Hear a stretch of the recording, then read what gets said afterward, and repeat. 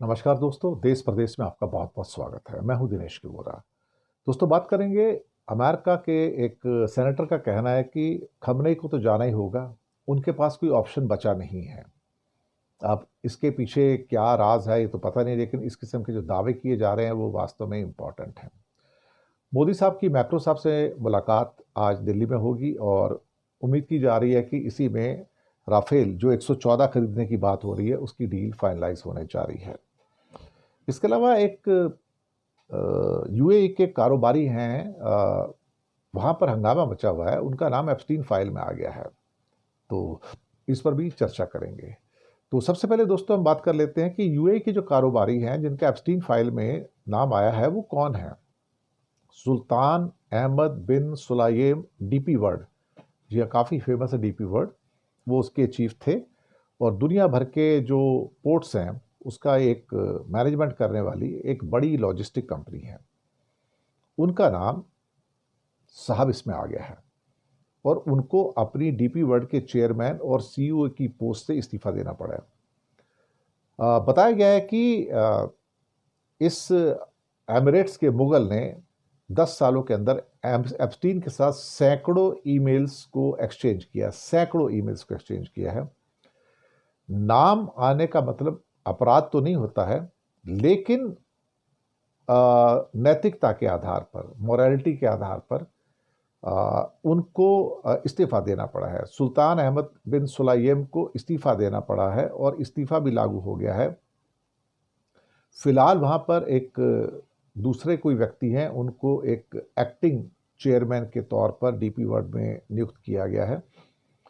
DP world Dubai based एक company है, उसका ओनरशिप है, जो 6 कॉन्टिनेंट के अंदर जो पोर्ट टर्मिनल्स हैं वो उनको हैंडल करती है डीपी वर्ल्ड जो है। और दुनिया का जो सारा सप्लाई चेन है, खासतौर से पोर्ट्स का, उसमें बहुत इंपॉर्टेंट रोल है उसका। हाल ही में उन कंपनियों के ऊपर इस एप्स्टीन फाइल के चक्कर में दबाव बढ़ा और इनको अल्टीमेटली वहाँ से जाना पड़ा है। अब मुसीबत ये है कि बहुत सारे इस इन्फ्लुएंशियल शख्सियत और एप्स्टीन के बीच में जो रिश्ते थे, और कहीं ना कहीं 2016 में सुलाइम ने प्रिंस ऑफ वेल्स को डीपी वर्ल्ड के लंदन गेटवे पोर्ट का दौरा भी किया था। और प्रिंस ऑफ वेल्स तो आपको पता है उनका क्या चक्कर था सारा का सारा एप्स्टीन के अंदर।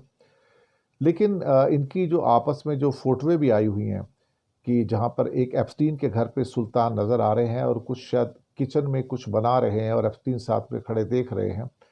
और एक ईमेल में एप्स्टीन ने सुलाइम को अपने सबसे यकीनी दोस्तों में से, विश्वसनीय भरोसेमंद दोस्तों में से उनको बताया गया है। और एप्स्टीन से कई बार उनकी मुलाकात वगैरह भी हुई थी और ये तो बात सही है। लेकिन अब जो भी है, जैसा भी है, फिलहाल अब उनको इन एप्स्टीन फाइल के साथ रिश्ता होने के कारण अब उनको इस्तीफा देना पड़ा है। ईरान में खमनेई को लेकर अमेरिकन सेनेटर लिंडसे ग्राहम का कहना है कि खमनेई को तो जाना होगा और ईरान पर फैसला महीनों नहीं हफ्तों में होगा। और उनका कहना है कि कोई ऑप्शन बचा नहीं है। Khamenei has to go, he must go, he has to go. और जितना जल्दी चले जाए उतना अच्छा है, और अगर नहीं जाते हैं तो फिर हम देखेंगे वो कैसे यहाँ से चले जाएंगे। अमेरिका और ईरान के बीच में जो भी बातचीत हुई है, या बातचीत चल रही है, जो ऑप्शन चल रही हैं, मैं लगातार उसके ऊपर आपको खबर देता रहा हूँ। लेकिन अभी तक उसमें से कुछ ऐसा निकला हो, सॉल्यूशन तो कुछ निकला नहीं है। लेकिन अमेरिका अपनी घेराबंदी मजबूत कर रहा है और वो घेराबंदी के अंदर नए GBU-57 जो बॉम्ब्स हैं उनका ऑर्डर भी दिया गया है। साथ ही और एयरक्राफ्ट कैरियर जो जेराल्ड फोर्ड है जो सबसे बड़ा, वो भी अब खाड़ी में पहुंचने वाला है। अल्टीमेटली अमेरिका तैयारी तो पूरी कर रहा है। इस किस्म की तैयारी जो उसने पिछले शायद 20-30-40 सालों में कभी किसी देश के खिलाफ नहीं की होगी। तो ईरान के खिलाफ जो तैयारियां हैं वो बहुत बड़े लेवल पे हैं और ये शायद अमेरिका कोई कसर नहीं छोड़ना चाहता कि इस बार अगर कोई कहीं से नुकसान होने का कोई अगर अंदेशा हो तो उसको भी ख़त्म कर दिया जाए। तो अपने जो बॉम्ब्स हैं, मिसाइल हैं, ड्रोन्स हैं, एयर डिफेंस सिस्टम्स हैं, एयरक्राफ्ट कैरियर्स हैं, सबमरीन्स हैं, या उसके साथ जो बॉम्बिंग सिस्टम्स हैं, सबको अपडेट कर दिया गया, सब अलर्ट पे हैं। देखते हैं अब क्या होता है। ये तो अब वक्त ही बताएगा कि क्या होने जा रहा है। मोदी जी और इमानुएल मैक्रों की मुलाकात होने जा रही है। सुना ये दिल्ली में नहीं बल्कि बम्बई में होने जा रही है मुलाकात। और राफेल को लेकर जिसे क्या कहते हैं कि शायद सौदेबाजी हो सकती है यहाँ पर। और इसके अलावा आर्टिफिशियल इंटेलिजेंस के ऊपर भी दोनों की चर्चा होगी। साथ में हेलीकॉप्टर्स और हैमर प्रेसिशन गाइडेड मिसाइल्स का जो जॉइंट मैन्युफैक्चरिंग है उस पर भी कुछ हो सकता है। अब 3 दिन के ट्रिप पर वो आ रहे हैं, दिल्ली भी जाएंगे वो और बम्बई में हैं। तो मैक्रो का इंडिया का ये चौथा दौरा होगा। जो भारत और फ्रांस के बीच में जो स्ट्रेटेजिक पार्टनरशिप है उसमें जो उनका सहयोग है वो बढ़ता हुआ नज़र आ रहा है। और मोदी जी ने भी कहा है कि भारत में आपका स्वागत है और हम दोनों देशों के बीच में जो हमारा समझौता है उसे और ऊंचाइयों पर लेके जाएंगे। अब देखते हैं क्या होगा यहाँ पर। और इमानुएल मैक्रो अब पहुँच गए हैं बम्बई के अंदर। उनका स्वागत किया गया। स्वागत के लिए देवेंद्र फडणवीस एयरपोर्ट पर थे और साथ में गवर्नर भी थे। और उनकी मुलाकात मोदी जी से बम्बई में होने जा रही है, फिर दिल्ली में भी होने जा रही है। लेट्स सी क्या होता है। लेकिन ये बड़ा सौदा है। लेकिन इतना महंगा विमान खरीदना, जो मैंने बताया था कि 2,850 रुपये का एक राफेल पड़ेगा, इतना महंगा तो दुनिया में कोई भी प्लेन नहीं है। और मोदी उसको क्यों खरीद रहे हैं खुदा ही जाने साहब। अल्टीमेटली पता नहीं यहाँ भी कोई अंदर स्कैम चल रहा होगा, कोई कमीशन की बात होगी तभी हो रहा होगा। पहले भी अंबानी को कमीशन दी थी, अनिल अंबानी को। इस बार भी कोई ना कोई किसी न किसी को कमीशन दिलवा देंगे और क्या हो सकता है। एक आखिरी खबर में जासूसी पर तेहरान नाम से एक टीवी सीरीज बनी थी। इजरायली प्रोड्यूसर था साहब। जी हाँ,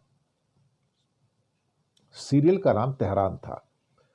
अब उनकी जो प्रोड्यूसर है डाना ईडन एथेंस एक होटल के अंदर डेड पाई गई हैं। वो चौथे सीजन की शूटिंग के लिए ग्रीस में थी। वो इजराइल में नहीं थी, ग्रीस में थी। अब यहाँ पर उनकी मृत्यु कैसे हुई है पता नहीं और ग्रीस में किसने उनकी हत्या की है ये भी नहीं पता। एथेंस के एक होटल रूम में उनकी लाश पाई गई है। कुछ लोग कह रहे हैं कि ये शायद हो सकता है कि सुसाइड का मामला हो सकता है। लेकिन जो वहाँ से सुराग मिले हैं वो सुसाइड की ओर नहीं बल्कि एक क्या कहते हैं कि हत्या की ओर उनका इशारा हो रहा है। और देखते हैं क्या होता है। लेकिन इसमें क्या होगा क्या नहीं होगा। ग्रीस के जो लोकल न्यूज़पेपर्स हैं उनका कहना है कि यहाँ पर मौत की वजह क्या हो सकती है, पोस्टमार्टम का इंतज़ार है। और इजराइल की ब्रॉडकास्टर कान की रिपोर्ट के मुताबिक दाना के भाई को जब चिंता हुई, जब उसके मैसेज का जवाब नहीं दिया, कई बार कोशिश किया कम्युनिकेट करने का तो भी कुछ प्रतिक्रिया नहीं मिली। फिर बाद में जहाँ पर होटल जाकर देखा तो मुझे लगता है कि उनकी मौत की कहानी निकल कर बाहर आई है।